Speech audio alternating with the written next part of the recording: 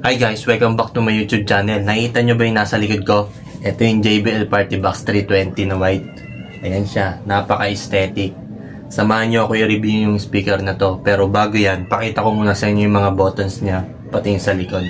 Tara. Ayan siya guys. Ito ang JBL Party Box 320 na white. Napaka-aesthetic ng design niya. Ayan, napakalinis tingnan. Kahit saan mo siya tingnan. Actually hindi siya talaga white eh. Para siyang white gray. Sana wag lang siyang manilaw.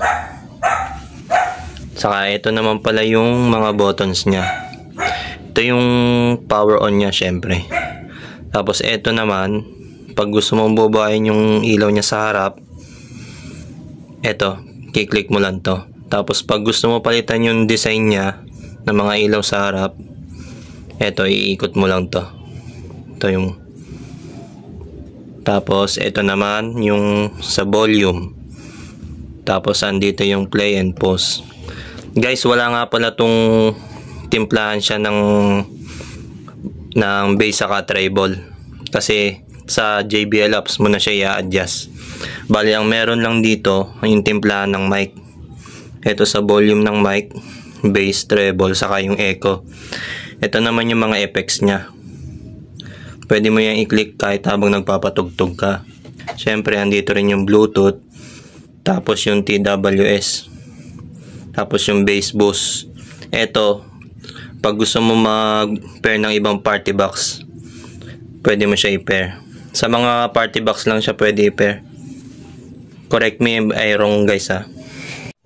Tapos ito naman yung likod niya guys ng Party Box 320. Ayan, may nakalagay siyang pangalan, Party Box. Tapos meron din siyang handle na itataas to guys. I-long press nyo lang to. Tapos yan, tataas na siya para na siyang maleta. Tapos pagbalik, long press nyo lang din para mabalik. Yan. Tapos ito dito, ito naman yung mga iba niyang saksakan. Dalawa yung saksakan niya dito. Tapos may auxiliary na rin siya. May USB.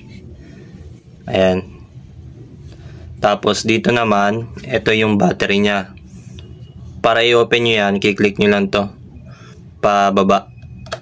Ayan, open na siya.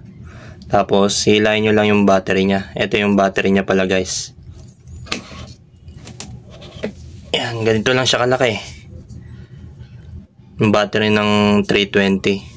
Pero matagal din yung malobat guys. Kahit ganyan lang yung kalaki. Tapos pagbabalik nyo, yan, ganyan lang. Simple lang. Tapos dito naman, syempre, dito mo yung sasaksak pag i-charge mo na siya. Ayan. Tapos ayan yung gulong niya. Napaka-aesthetic. Ayan. Tapos, ito siya pag binuhay. Ito, okay. Click mo lang to pag i-open mo na siya.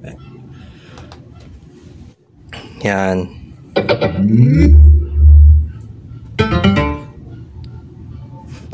Lobat pa.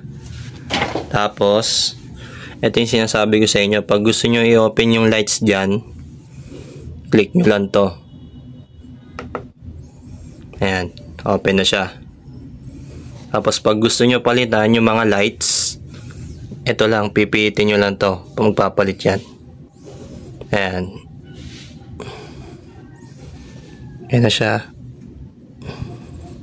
Pag gusto nyo mamili ng mga kung anong gusto nyong kulay.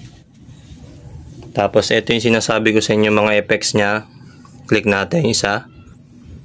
Hey! Hey! Hey! Isa. At yung last. Yan. So paano? I-test na natin yung sounds niya kung talagang panalo.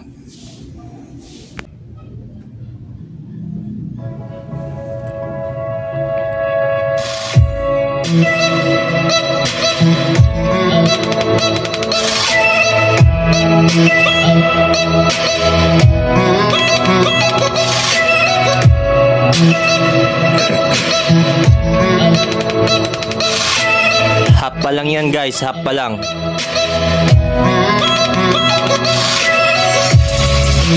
full volume natin.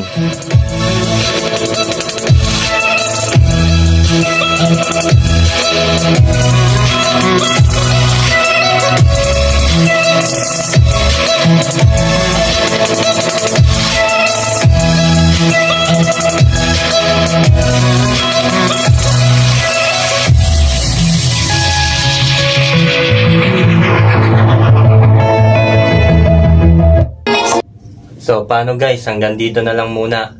I-subscribe nyo na rin pala ako sa YouTube channel ko para makakuha pa tayo ng mga iba't ibang speaker. Tapos ma-review din natin. Salamat!